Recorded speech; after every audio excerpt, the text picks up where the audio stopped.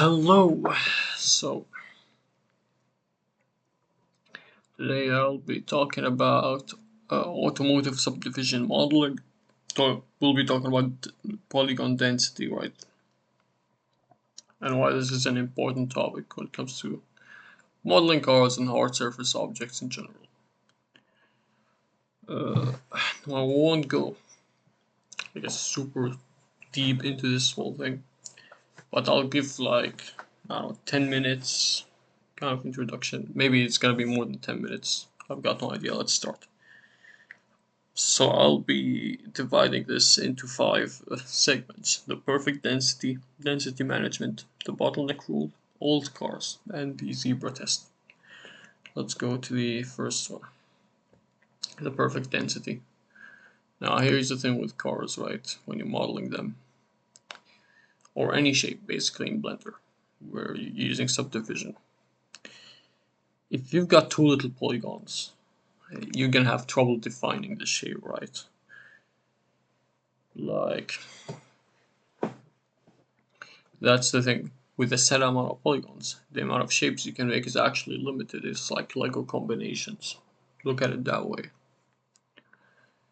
If the density is especially like unequal around the car, it's gonna look terrible. It's gonna give you lots of artifacts and stuff. I've seen this firsthand. So you shouldn't do it.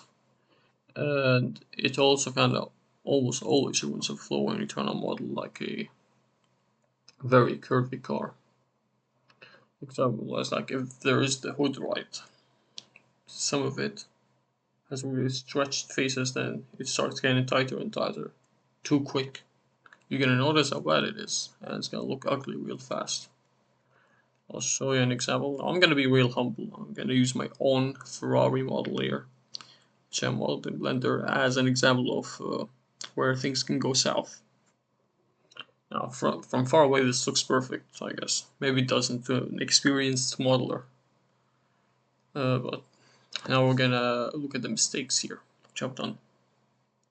First, you see at the front of the car. Might not be the biggest mistake, but it kind of looks weird there. I think this might have to do with the fact that I didn't have too many polygons there. I'm not sure.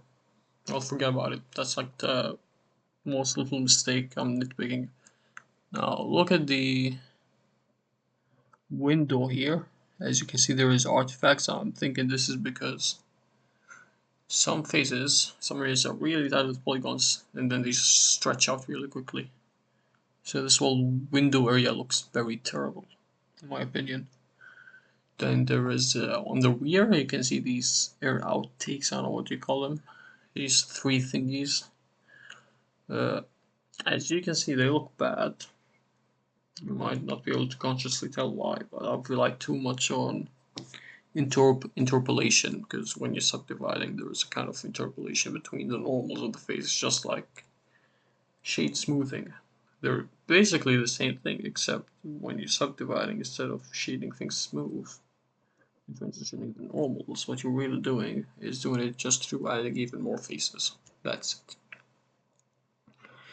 When modeling cars, a general rule I have is if you model it low poly with only shade smoothing and it looks good, it's more than likely gonna look really good with subdivision too. Basically, that's what I think is the case here. Except the only case where this is not true is the borders of these cars and stuff. Like if you see the doors on this Ferrari, you're gonna need to add an extra loop at the border of it, so it doesn't round it if you don't want it to be round. That's it. Now let's go to density management. This is what happens if you have too many polygons, right? Now, theoretically, it's not that bad. It's actually even better. But practically, it gets terrible when you have too many polygons. It's almost like communism, okay? Good in theory, terrible in practice. Sometimes you just have too many polygons to manage. And sometimes doing things with them, like operations like welding is gonna be a pain. I once did it with one of my cars.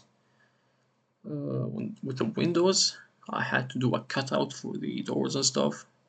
It took me hours to do the cleanup and all this, and it ruined the flow of the loops and everything. It didn't look great. So it's basically a waste of time. Third point, second point. The third point, it's riskier to work with because if you mess up something early on and then you apply subdivision, well, you can't go back. You're stuck. It's very destructive. So unless you have a backup each second you're working, don't do this. So I recommend avoiding using too many polygons at all because they're gonna be too much to manage. You can move this and that. If you're not like a loop tools wizard, an absolute wizard, you're gonna struggle. Now the bottleneck rule. I think this is worth to do in modeling cars. Okay, so you might ask, which is a very natural question in this case, well, how much density is too much and how much is too little? You look at this BMW car, okay, this M3. You see the points where the surface kind of, how can I say it? The points where a surface with certain normals is at its tightest, right?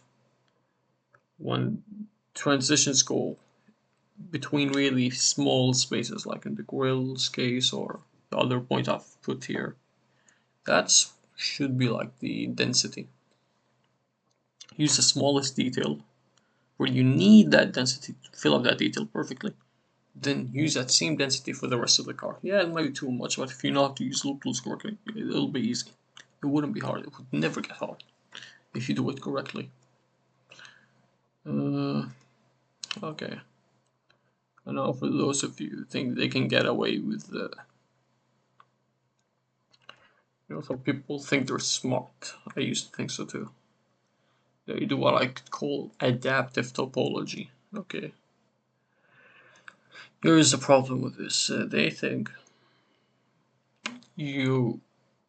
some areas of a car, you won't have to place in as many like you don't have to have the same density all over the car. Well, I disagree.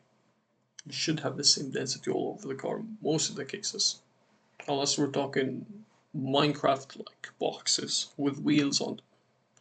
But they're too ugly to model anyways. Nobody's gonna want to look at such thing in the first place. And even real old cars. Look at this one. If you zoom in, you can see even at the rear and the front there are slight curves, both the side and the top profile. So if this 1969, I believe, Dodge Charger has such curves, why do you think you're gonna be better off without them? Because you will need good density for this. It's not gonna come by itself.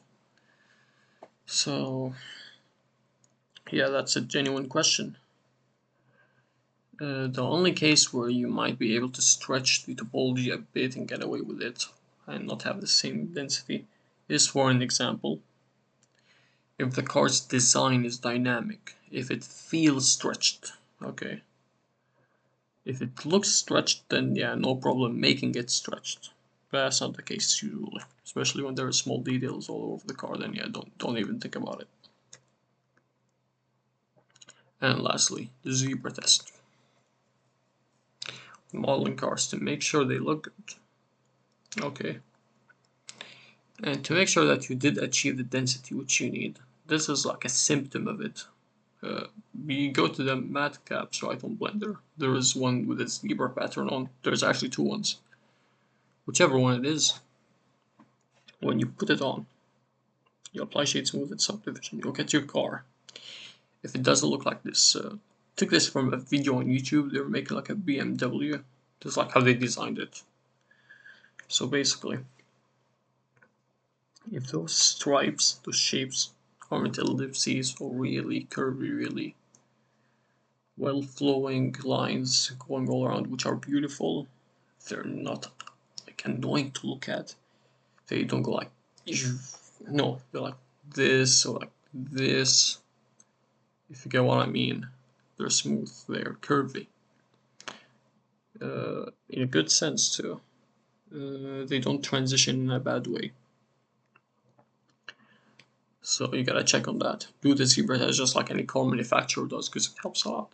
It's achieved for photorealism and attention to detail on your cars. You don't want your cars to look bad.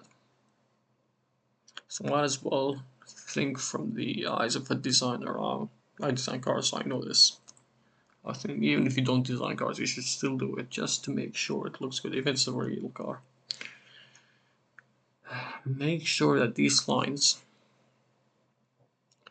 you can kind of predict where they're gonna end when you're looking at the picture. They're predictable, they're not going all over the place.